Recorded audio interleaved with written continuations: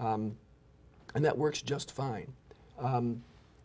The problem with these are the technique is an issue for some people, and for people who can't handle this, there's devices called spacers that we can, like a cylinder tube that goes on one end, and you pump it into this chamber, and then you breathe in through the other, and therefore you don't have to time it.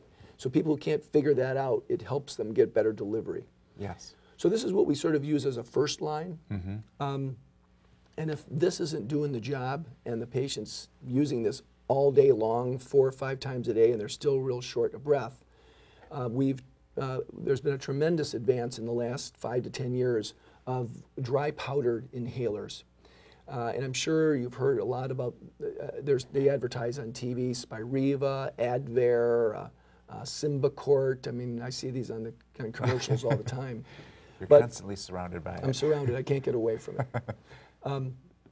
But they have been a tremendous advance, because what they do is, number one, they generally don't require you to pump and time the inhalation.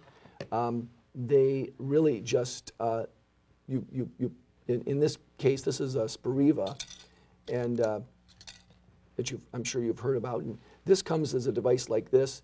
You take a capsule, you plop it into this little chamber, you close this, you push this button which punctures the capsule and lets it in, and then you just put this up to your mouth and breathe it in. You don't have to pump or push anything. It's just slow, deep breath. With all inhalers, we tell the patients we would like them to slowly deep breathe until they can't breathe anymore in, and then we like them to hold that breath and count to 10 before they exhale. That's the proper technique to get the best delivery. To try and keep the medicine in Down contact here. with the lungs as much as possible. You can imagine if I just, probably most of it's just going to be in my mouth and nothing's going to get down here. So it's a suboptimal delivery. So these, the benefit of these is the easy use. And I will tell you that the Advairs that you hear about, very similar delivery system. They are long acting. This particular Spiriva works for 24 hours. You use it once and it increases your lung capacity and gives you relief for 24 hours. These short-acting sprays only work for about 4 to 6 hours, and then the efficacy wears off. So if we have patients who are overusing this and they're just not satisfied with this and they're still having day-to-day breathing problems, we'll add one of these longer-acting dry powdered inhalers.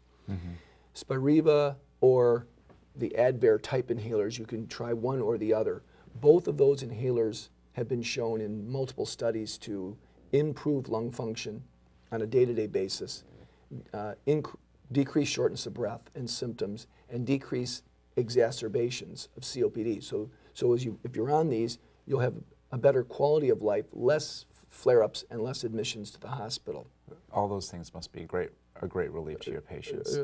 Tremendous relief. And we'll start with one or the other. And then if the patient is on one and using it regularly and they're still frustrated and they're not satisfied, we'll add the other to whatever one we started with. So we'll double up frequently.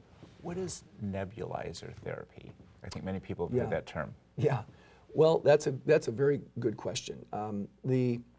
All these things we just looked at are inhalers, and they're portable. You can put them in your pocket. You can take them wherever you go, and they're quick and they're easy. Well, they're quick and they're maybe not so easy. We talked about the technique. With these, you have to have some hand-eye coordination. With these, you have to take a nice, slow, deep breath, hold it in there, count to 10, and exhale. There are some patients, particularly the elderly folks, who just can't do these things well. And you could give them all the inhalers in the world, and none of them are getting down to their lungs to do them any good. And for patients like that who just have a tough time taking a deep breath, holding their breath, getting the coordination down with these, I will frequently use the nebulizer delivery. That's where the home Pulmade or other machine, it plugs into the wall, and all of these medications come in liquid form. So they come in little liquids. You pour it into a little vial, you plop it into your nebulizer, you push the button and the solution gets nebulized and it starts bubbling, and all you need to do is put your mouth up to a little peace pipe, and you breathe the solution in and out without any special technique. And as long as you have it in the mouth and you're just breathing breathe over a period of time, so you're getting your therapy. You can watch the news and do your treatment, and you don't have to do the special techniques, and the delivery is much better than it would be otherwise for those people. The nebulizer itself is nothing, there's nothing magical about it. It is not superior to any of these as long as these are being used correctly. That's the key. But if these aren't being used correctly, then I would use the nebulizer. It's a delivery system for your medication that some people are better at. That's correct. That's correct. What is the role of oxygen therapy? And I think that has evolved over time. Yes, many decades ago now, there were several studies that were done that looked at oxygen therapy for a variety of patients with severe COPD and varying levels of baseline, oxygen levels in their blood. And what was determined was when your oxygen level is below a certain level, and it's a well defined level that Medicare uses and all healthcare insurance use, that if your resting oxygen level with COPD is below a certain level and you're short of breath, you would benefit by wearing oxygen. And the more you wear it, the better you will benefit. And the benefits are, that's been shown in these studies, is that you will have less shortness of breath, you'll have improved quality of life, you'll be able to be more functional wearing your oxygen, you will have a longer life. Your mortality is improved wearing oxygen if you're in this subset. All wonderful. All wonderful things. Now, what the problem with the oxygen is that a lot of people are short of breath with a COPD, but their oxygen levels are not that low, and they all want oxygen. But it's never been shown that in patients with oxygen levels above a certain level that wearing oxygen will make you feel any less short of breath. So it's not covered by Medicare or any other insurance carrier.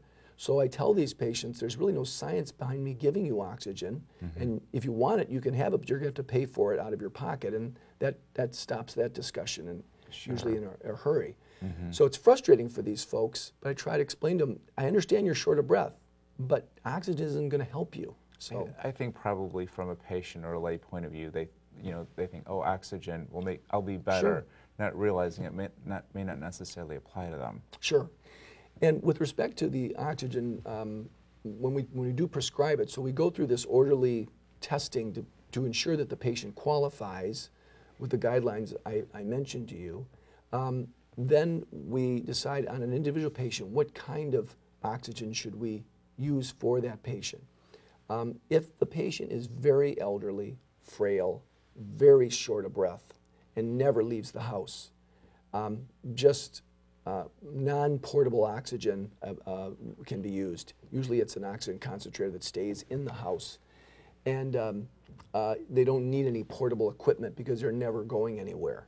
On the other hand, as so many of my patients who have severe COPD are very active and out of the house a lot, they should get portable oxygen tanks that they can strap over their shoulders. Today it's so much easier. They're smaller, they're lighter, and they're more user-friendly. 5 pounds, 10 pounds tops on these varying delivery systems. Dr. Ventimiglia, are there any vaccinations which could be beneficial to COPD patients or lung patients in general? Absolutely. We certainly would recommend that flu vaccination is strongly encouraged for all patients with COPD, from the mildest to the most severe COPD patients. Annual flu vaccine is strongly encouraged and endorsed, and we try to provide that for all of our patients on an annual basis. The pneumonia vaccine should be also given to any patient with COPD, and it should be given a second time, a booster, after the patient turns 65. And I know a lot of the things that you're talking about deal with your outpatient practice, and tell us a little bit about more of what a critical care specialist is. And I mean, really, I think you are critical to the patient who's in the intensive care unit. You can really be so valuable and helpful for them. Right. Well, It's about half of my life is doing that, and it's pretty hectic, but it's pretty exciting. It's much faster paced working in the ICU than it is in the office seeing COPD patients. But the two lives complement themselves, so it's kind of a nice mix.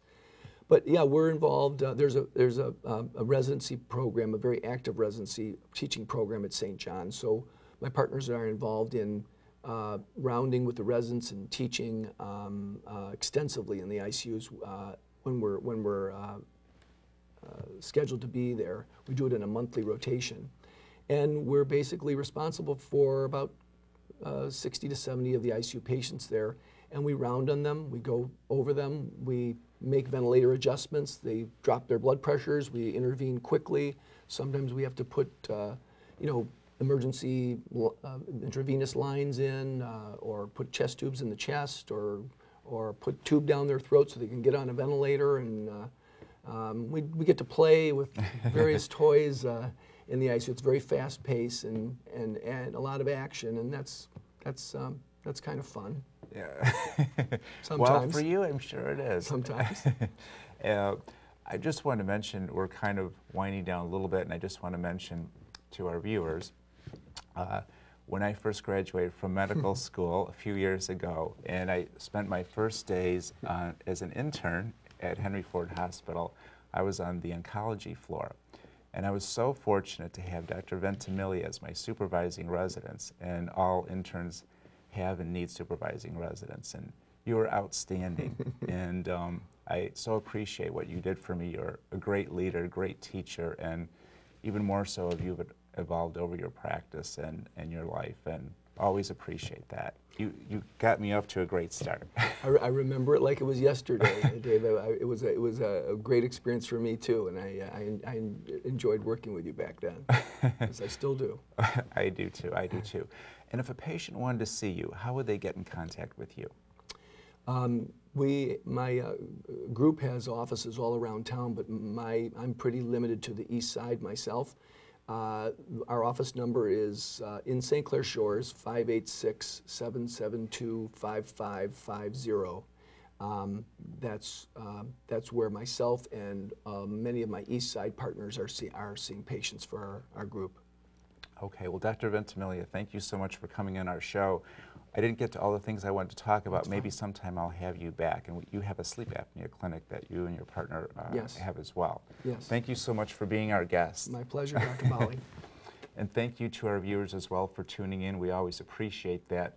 Take good care of yourself and those around you, and have a great day.